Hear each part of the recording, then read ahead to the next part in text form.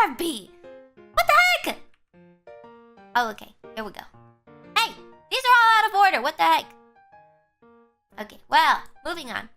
It's okay. We'll jump back and forth. This one is the spotted tussock moth. Now this one is still in its caterpillar form. It's very fuzzy, yeah. It kind of looks like a bee.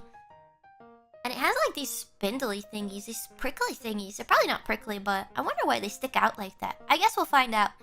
So yeah, this is before it becomes a moth. But I mean, technically it's still a moth, but what the heck is this? It says, despite the name, the species is not a tussock moth, but a tiger moth. So that woolly caterpillar does not sting. Oh, I guess this is similar to a tussock moth, but it's not because it doesn't sting. Why is it called? Okay, anyways, the scientific name is Lophocampa maculata. I like scientific names. They sound so cool. I'm pretty sure I'm pronouncing them correct, as I'm kind of a pro with that stuff, yeah. Okay. Spotted tussock moth larva is a woolly bear caterpillar, but it also has black mounds and long white lashes, more typically seen in tussock moths. Oh, I see. That's why they call it one. But it's not. That's confusing. Why would they name it that then? Tussock caterpillars can sting. This tiger caterpillar does not. You could pet it. It's fluffy. You can pet it right now. I love caterpillars, actually.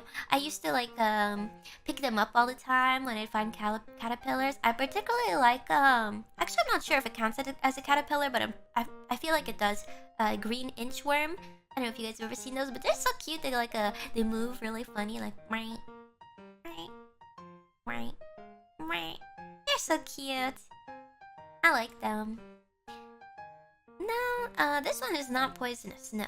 Usually, if you touch the spine, it can, let's see, sting you. Yeah, it can sting you.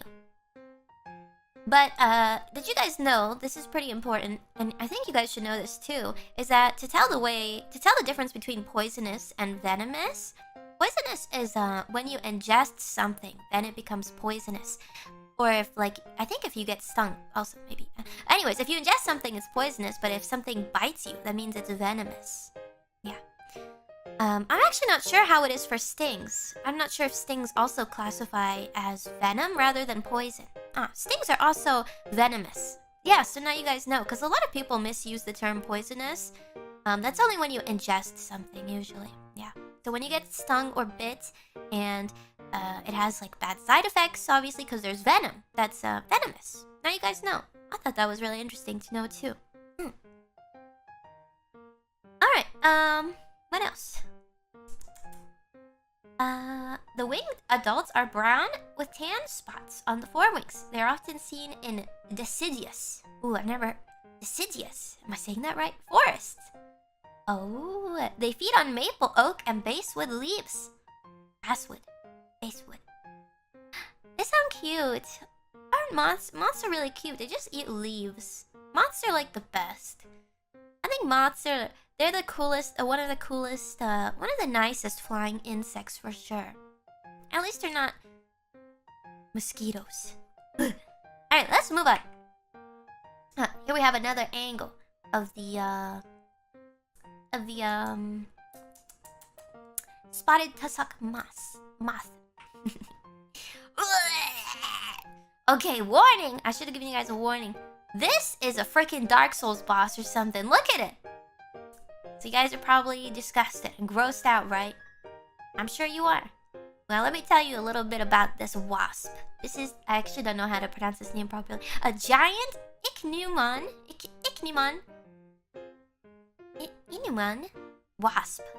It's a long-tailed wasp. I have a picture in here that shows like the actual length of the tail. But isn't that insane? I wonder if I can sting with that. I guess we'll find out. Let's read.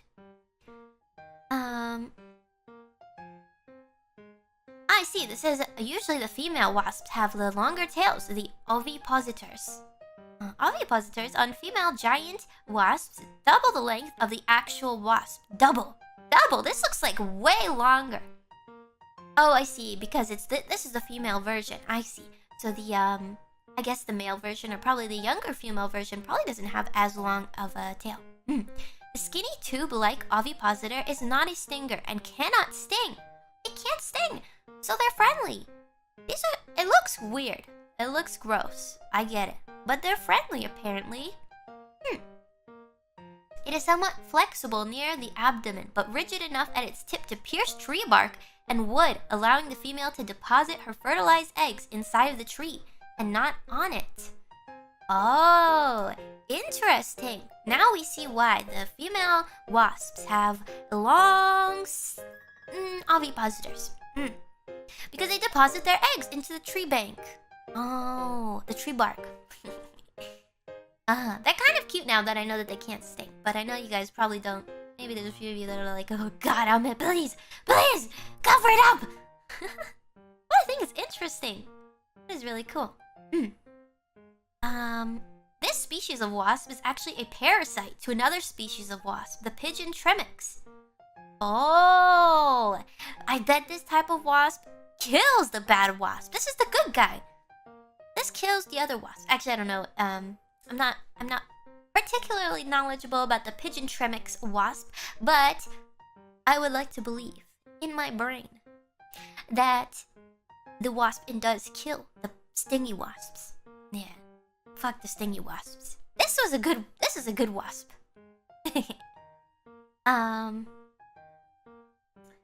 Let's see.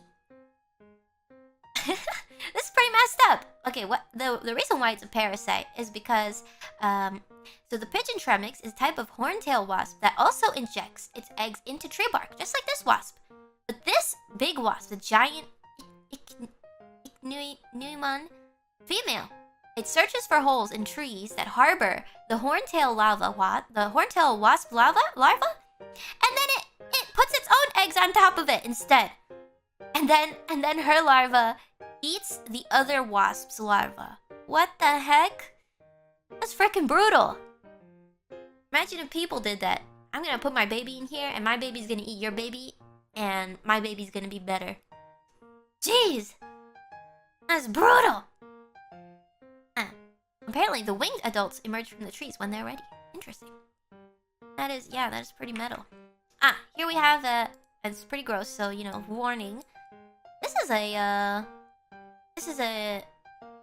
comparison. This is not my hand, as I'm not married. But this is a comparison of the tail against somebody's hand. So you can see, it kind of looks like a dragonfly. It's a very long abdomen. Really interesting.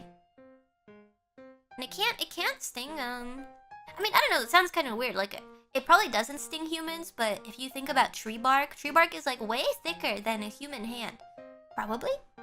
So I feel like it probably could sting you if it wanted to, but I don't think they're angry enough to do that. Yeah, it's pretty gross. Okay, let's move on. Okay, we're moving on. Okay, yeah, this bug is kind of cute. Can anybody guess what type of bug this is? It looks like a very sturdy. It's a type of beetle. Yeah, wow, you guys got it. You guys are fast. That's right. It's a... Oh, look at his face. It's a dung beetle. This is a dung beetle. But also called a tumblebug. And the scientific name is the canthon. Canthon. Just canthon. SPPP. That's what it says. No, just two BBs. Yeah, I thought this was really interesting, actually. Like, the reason why dung beetles do what they do. Obviously, you know, dung beetles. Do I have the second picture here? Yeah, this is pretty well known. Dung beetles, you know, they roll up stuff and, you know, stuff. And, they just roll around on it. But actually, there's a really good reason why they do that. I'll tell you a bit about it. Okay. Adults are often spotted rolling balls of dung larger than themselves across the ground to an underground burrow. Their efforts to move the balls are admirable, though sometimes clumsy in appearance. Females may ride on top on one, helping to roll it with her legs, while the male pushes from below. Once the ball is underground, the female lays a fertilized egg onto the round heap, which provides the larva with food after it hatches. It's really interesting. I never really thought about why dung beetles do what they do, but it's for their eggs. Yeah, their babies eat it. Yeah, pretty weird. But you know, it's useful, especially out in the world, in the environment, because bugs that help with you know, decaying matter and whatnot. It's part of the cycle. We need all that matter to go away, but what's gonna happen to it? Well, somebody's got to take it and turn it into energy, and that's what these bugs are for. I really appreciate those types of bugs, you know, that help with decomposition. That's good. That's good. Means they're doing their job. Yeah, they're cleaning up. These are the cleaning up, yeah. Tumblebugs are black and have strong legs. Some glossy and some are matte. Some species are smooth and others have dimpled textures on them. Yeah, so there's a bunch of different like subspecies. Yeah, with these types. I wonder if you probably wouldn't be able to have a dung beetle as a pet because they probably need like a natural environment. I don't think you could keep one in a tank. All right, moving on.